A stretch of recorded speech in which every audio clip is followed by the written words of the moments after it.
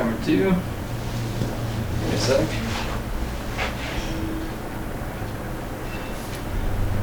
Rolling on audio.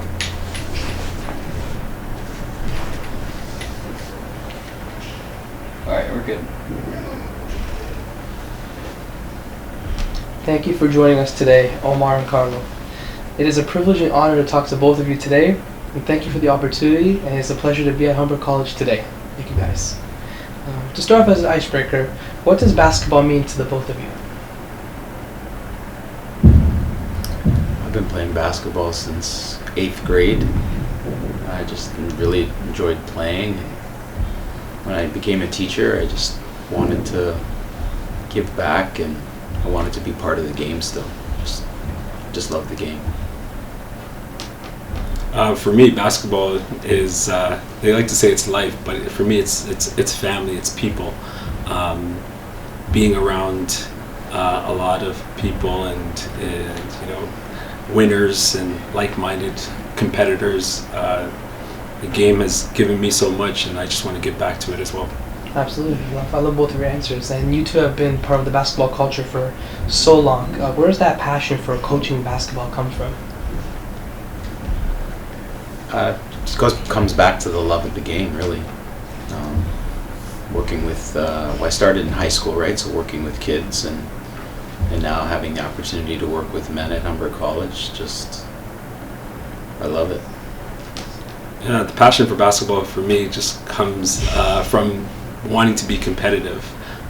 Could no longer play the game, the body doesn't allow that. So the ability to kind of teach what I know and coach what I know and see success through that, and see young men do what I used to do and do it well, and through a competitive spirit, it's what keeps me going.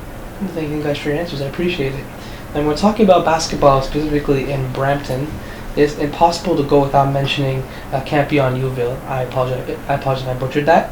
But when you both started coaching, can you describe how basketball was perceived by the youth? I started in '99 at St. Marguerite Deville, and every year that I've been at the school, basketball is like the number one sport. Every kid wants to be on the team. Every kid wants to get a scholarship. Every kid wants to make it. Every kid wants to be part of, something bigger than them. So,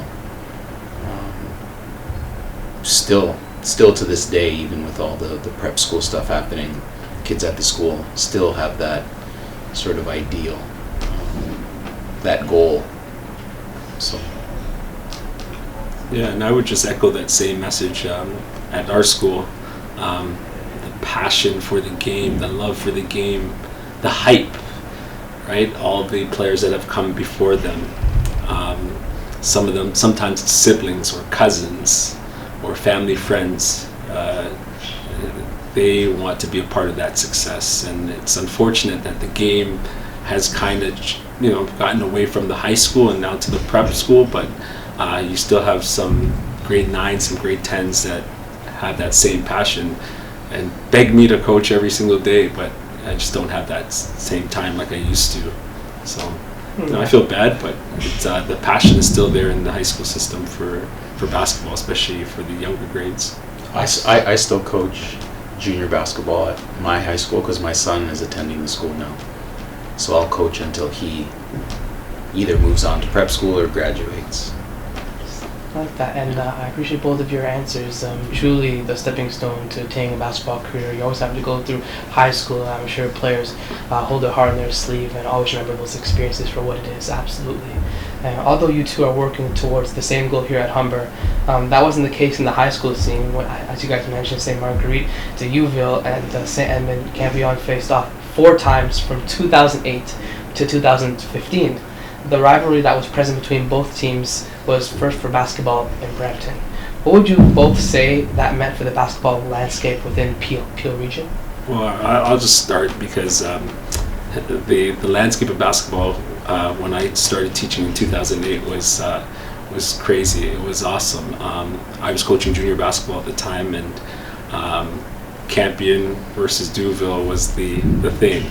And I knew that if I ever got that opportunity, I wanted to take a Campion team and beat a Deauville team and create that success like they were having, and that was they were the standard, and led by Coach Carlo and or Coach Zoffranieri, and I wanted to make sure that our program could meet that standard, but even be better. And guess we were lucky and fortunate to do it one or two times, and I think that it helped with my development as well as a coach, because he had set that standard for his program, and we had to kind of get to that level as well. Yeah, the rivalry started even before Coach Omar was coaching senior basketball. They had other coaches at the school. We had played them in the ROPSA final a couple of times, and we came out on top, and then we met up for the third time.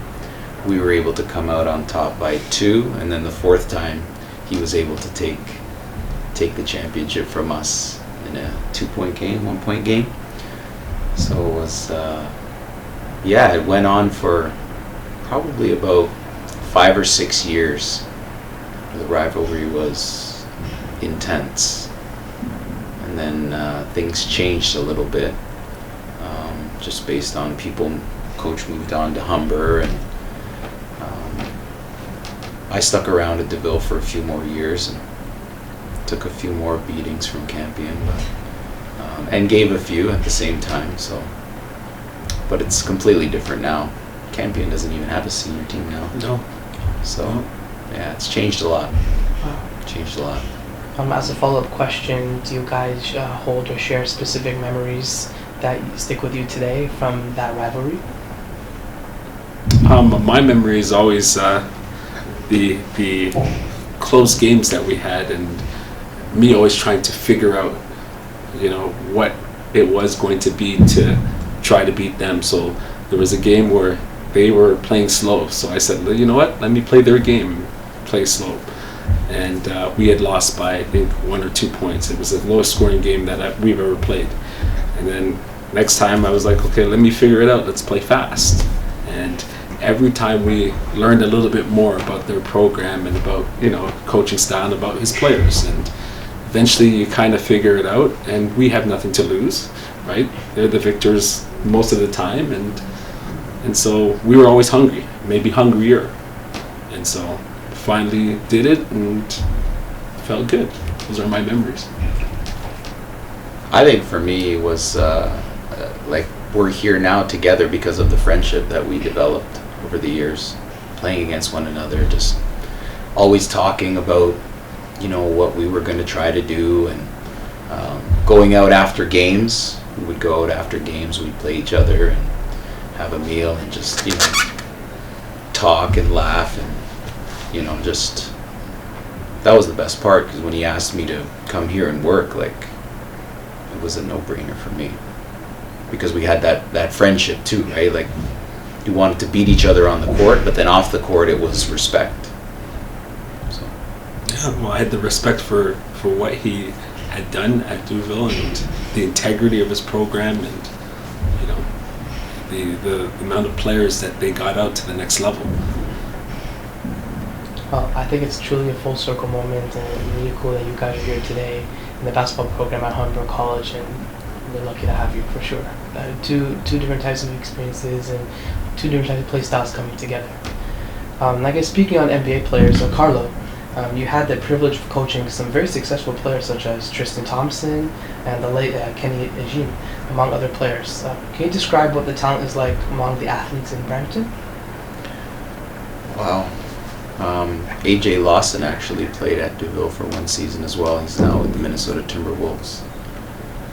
Tristan was a unicorn. He's just his instincts for rebounding and his intensity, and he was just a different type of player. And then once he went to the U.S., he grew, and he just kind of blew up on the scene, and made a 10-year NBA career out of it. I'm hoping that he can hook in with another team now. I know he's not signed right now, but hopefully he can hook in, because I think he can he can give somebody rebounding, scoring at the rim, intensity. He's a good defender, stuff like that. Kenny was at DeVille for 1 season. He transferred from St. Augustine. His family moved into our area. We had a phone conversation in the summer about him coming, and he wanted discipline, he wanted coaching, he wanted to improve, he wanted to play at the next level, and he was also extremely intense. He made our practices very intense. Tremendous athlete. I think he even became more athletic as he came here to Humber. Like, as he got older, he just got better and better and better. And AJ didn't have the physicality that he does now when he played for us in 10th grade, but he was probably the smartest player that I ever coached. Like, he just could see the game even before you taught, secondary reads, or he would just know what to do. He would read the defense without you even telling him or teaching him. He kind of just had a knack for, finding the opening, or getting open, or scoring, or getting a steal, stuff like that. So, thank you so much for sharing. Yeah. And I think what those 3 players have in common is that they know the identity and the game style that they learned through you and DeVille, and definitely that was the experience that they probably still hold today, and they remember forever, 100%. Going back to the both of you, what are your biggest challenges to obtain new heights and play professionally as a Canadian basketball athlete today? You want to say that question again? Yeah, for sure. Yeah. What would you say are the biggest challenges today, maybe in this generation, to obtain new heights and play professionally as a Canadian basketball athlete? I think the new challenges are knowing that it's so attainable, so everyone thinks that they can get it. And it's only done through hard work and dedication to the game. But you also have to be a student, right? We have a school system still. We don't have a pro system. So you have to go through school, and you got to do your schoolwork, and you have to be a student athlete in order to get to that next level. But because there's so many guys playing at the next level, a lot of these young kids think it's so easily attainable, but it's only through hard work and dedication. yeah, same. I think he answered it for me. Great. Yeah. Great answer, guys. Thank you. Throughout your years of coaching on the high school level, have you seen the amount of athletes pursue a basketball career post-secondary increase? So maybe have you seen, the success of basketball athletes increase throughout the years? As a follow-up question. Yeah, I can answer that. So the amount of student athletes that are getting to the next level has become enormous. A lot of the guys that played literally before me, maybe 5 or 10 years before me, have sons or daughters that are playing, and they were able to coach. I know for me, my parents didn't play, right? My grandparents didn't play. They were new immigrants to Canada. So now you have the guys that played university basketball or played professional basketball now coming back into the community and coaching the community. You're starting to see an influx of talent, going through the youth groups to high school and now to prep school and to Division I basketball to youth sport and then professional basketball. So it's growing, definitely. And it's because guys are coming back, women are coming back to their communities and coaching. And, they have the experience. They have the pedigree. They know the blueprint. Yeah, we've had several kids that graduated from our school that played professional. One notably is still playing. He is 38 years old. He's still playing for the El Salvadorian national team. And he plays professional all over South America. And he's still playing at a really high level. Jose Arajo is his name. Played for us in 2003 was his last season. He was born there, came to Canada, graduated. He actually played at Humber, won an OCA championship with Humber and was the MVP. I can't remember the year. And then he transferred to the University of Northern British Columbia and they won the national championship there. And he was the MVP of the national championship, and then became a professional and hasn't looked back ever since. Yeah, he's always, he's one of my favorite guys. A really, really great guy, and he's doing a lot of work now for the communities in El Salvador, teaching, coaching, helping the national team program develop players, bring players in, and so it's really nice to see that. That's very cool. Yeah.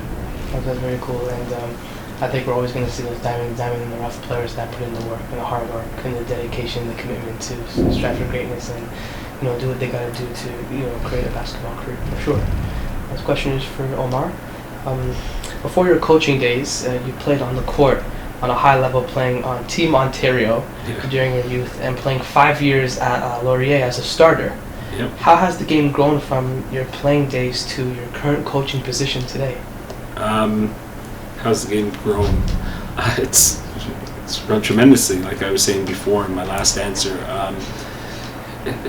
the players that are coming back to the community to give back is creating a burst of new talent, and young talent, and young coaches are giving back as well. And so you're seeing especially women basketball growing because of it. I have 2 daughters, and they now get to see girls playing. Before they were just watching boys play or playing with the boys, and so I remember going to watch my son play one of his rep games, and my daughter saw girls in a pink uniform on another court. She said, "Girls play basketball?" And I said, "Absolutely." And she sat there watching them the whole time. And then we're very fortunate to have a cousin who is a starting point guard at University of Notre Dame, and so my daughters get to see her, and she's one of the top players in America and the #1 point guard in America as well. So it's pretty cool to see. That is so cool. And same question for you, Carlo. You also played at a high level as an athlete for Lakehead, with accolades such as the most improved player and being named team captain in your senior season. From your days as a player and now seeing the players today in today's landscape, how has the game grown? The game has changed a lot. I remember when I first started, we weren't allowed to really shoot the 3 unless the ball went inside first, so it had to touch one of our inside players. You had to go inside, and then the ball had to come out, and that was the only way that you were able to take a 3 early on. And then slowly, as the years went on, the game changed a little bit. But now you see the game is played from the outside in. The 3-point shot has sort of revolutionized and changed the game a lot. The style of play has changed. Every 4 or 5 years you get just a different style. Somebody brings in a different style, and then people, they copycat it, right? And then you see everybody trying different things, and so the game just, it changes just based on people's creativity, and because now the game's a global game as well, right? So people in North America are taking a lot of basketball styles from Europe and from all over the world. Right? The game is just completely changed. So That's true. And the crazy part is it's going to continue to grow with new players emerging from 2 different continents around the world, and new game styles being created. So it's never going to stop evolving, right? Because that's the really cool part that brings us together in the sport of basketball. Omar, you have coached on the provincial level for Team Ontario since 2018, and recently coming off a gold medal run. Congratulations. Thank you. Ontario is considered the top province for basketball talent, and on the team where there were a total of 8 players that were actually from the Greater Toronto area. Right. Where do you think Ontario, and more specifically the GTA, stack against the other notable basketball hubs in the world? I think per capita, we're probably producing the most basketball players in the NBA at this point. New York City used to be the big hub, LA, big hub, but I just think the concentration and the love for the game especially new immigrants coming and loving the game. I know Raptors started in '95, and I know I fell in love with it. A lot of people fell in love with it, and Damon Stoudemire, Vince Carter, and yeah, it's just grown. It's grown, and the GTA. Soccer is pretty big, but basketball is great as well because of the Raptors. That's true. I think the one thing that's evolved, I guess, mightily is inclusivity in basketball as well. I think that's a really important aspect and a factor into the future, going into the future, just to the new generation look at and saying, right. The cost of basketball is pretty low when you want to compare it to, let's say, hockey. Or maybe football, anything that has a lot of equipment that could be quite expensive. Basketball, you need a pair of shoes and a shirt on your back and a ball, right? That's it, absolutely. I appreciate that answer. And this question is for both of you guys. Many high school players at times quit competitive basketball due to the lack of post-secondary opportunities, I guess, in certain areas, with the NBA being the long shot for most. Do you think with the growth of organizations like the CEBL or other GTA basketball associations, do you think we will see more Canadian high school basketball players continue to pursue a professional basketball career right away from Canada? Well, it's an interesting question because we talk about this all the time when we recruit players to Humber, and we talk about different players. Players have to love the game in order to make it wherever they want to make it. If they don't love the game, then they're not going to stick it out when things get tough, because things are always going to get tough, no matter what level you're trying to get to, right? But if you love the game, then you're able to sort of sustain that focus and that, that drive to get you there. Like my daughter now is a freshman at the University of Prince Edward Island, and she's not getting much playing time at all, right? And so we just continue to tell her, if you love the game, you just keep working, just keep giving your best effort, and eventually it'll pay off somewhere down the road. But if you have to love the game, you have to love the grind, is for lack of a better word. And if you do, then those opportunities will, present themselves. And if you don't love the game and you don't love the grind, then they won't. And that's okay too. You can still love basketball, be part of basketball without being a basketball player. Like Coach said, we coach the game because we can't play it anymore. So there's lots of different avenues to be part of basketball as well if you love it. Yeah, and just to add on to that, he says the word grind, I use the word process. Every level is a new challenge, and like I said, you gotta love the game. You gotta want to be able to go through the process, and you have to grind it out. If you can't do that, you don't get to the next level. And every level comes with its challenges. So, gotta love the game. You gotta love the game, absolutely. For both of you, in addition to assisting with team or player development, you are invested in guiding athletes to use the transferable skills they learn on the court for their future endeavors.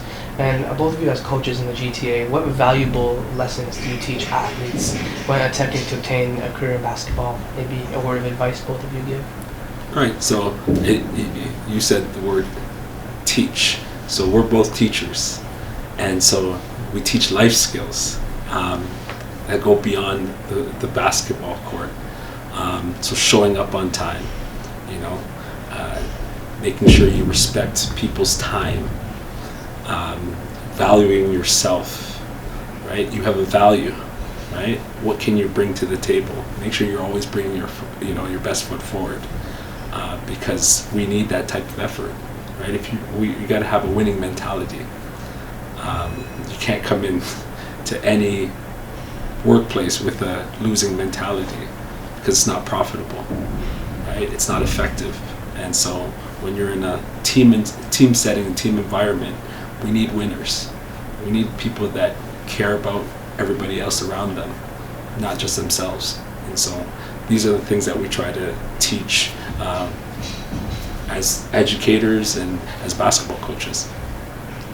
Yeah, I've had a lot of former players tell me they're not professional basketball players, but they're professionals in their own right. They've told me that all the things that I taught them about performing in basketball they've taken to their profession, whatever it is, work ethic, commitment, like Coach said, coming on time, and they've thanked me, for giving them that, instilling that work ethic and that, that drive into doing something.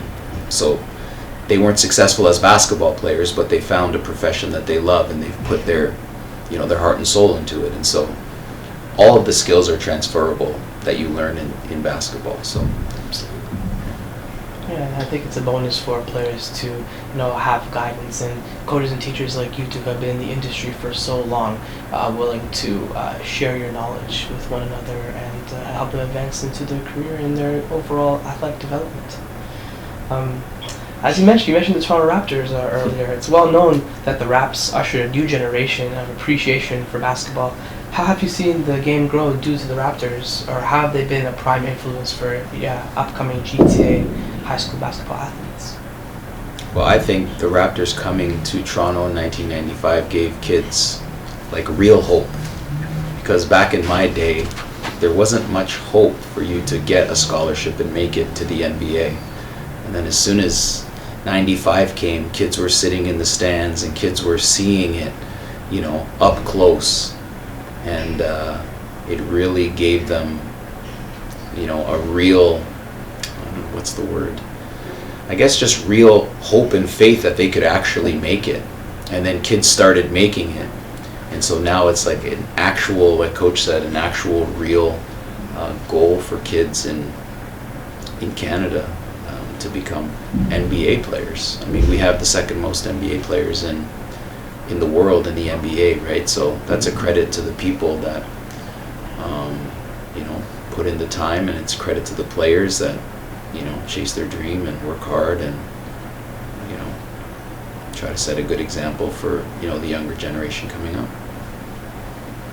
Yep, and to add to that, we have a guy like Jamal McGlure, right, who not only is Canadian, not only was he an all-star, but now he's hired by Toronto Raptors as a Toronto guy. And you bring in Montreal guys on the team. There's two of them, I think, and you have Delano Banton, who is from the Toronto area, who represents. And so having that representation is so key, right? Every day a game is on, kids can say, well, I know Delano. I saw him play in high school. All right, he lives down the street from me, or his family lives down the street from me. I saw him at the community center. Right, and so having that representation is so key, and that's for the Montreal kids, that's for all the kids across Canada, right? We have a ton of basketball players in the NBA now, who each kid can say, well, I know that guy. He's part of the community. Absolutely, and I think it's so cool. Like, I know personally watching the NBA draft, when I see an underrated Canadian player go second round, it always excites me, and it's always like, oh, there's a mystery behind this player. I can't wait to watch him. I'm just going to keep an eye out on him. So it's really cool to see Canadian talent just generally in the NBA landscape, I would say. But personally, between you two, do you have any goals or aspirations career-wise, or just in your life personally that you want to achieve for yourself or for the future of GTA basketball? I only have 7 more years of teaching before I retire, so that's one of my goals, to get to retirement. No, I think for me, I just enjoy being part of the Humber basketball program. I would love to be able to win another Ontario or national championship with Coach. I would love to see some of our players currently transfer into U Sport or even NCAA Division I and further their education and their basketball career. Yeah, that's pretty much it. I just I'd like to stay here at Humber, really, and just keep coaching, and that's it. Yeah, well, I think a goal of mine is to stay healthy for as long as I can, and and through that try to win as many championships with Coach and all the wonderful student athletes that we're going to have in the next couple of years, and then seeing them through. Right, they come in as young boys and leave here as young men, And I think that's always exciting for me when you can win, in the classroom, but you can also win on the floor as well. So I'm excited for the next couple of years because I think we have a nice, exciting young bunch that can get us to a point to championships. Absolutely, and thank you guys. And for the last question, where do you see the landscape of basketball in the next 5 years in the GT? I would say that the CEBL, I can see it really growing and really giving more Canadians an opportunity to play really high-level basketball. I think you'll see a lot more CEBL players getting opportunities in the NBA Development League, possibly the NBA, Europe. Coaches getting opportunities to coach professional players as well in the summertime, the way they have it set up. So I think you'll see a boom with the CEBL. I think it's going to be really good. Yeah, I would just add to that. I think what we're going to see in the next 5 years is a lot of these professional teams having clubs and then filtering it down to the youth system. Right? We're developing not just the game of basketball through players, but also through coaching. Coaching development needs to get better as the players are getting better, right? As more and more people are participating in the game, and I think I'm looking forward to an opportunity at developing myself in the next 5 years of maybe coaching at a higher level, and also giving back to the youth, right? Absolutely. Omar, Carlo, thank you guys so much for your insightful answers and your words of wisdom on the landscape of basketball in GTA. And thank you guys so much for being part of our documentary. Really appreciate it. Thank you. Thanks for having us.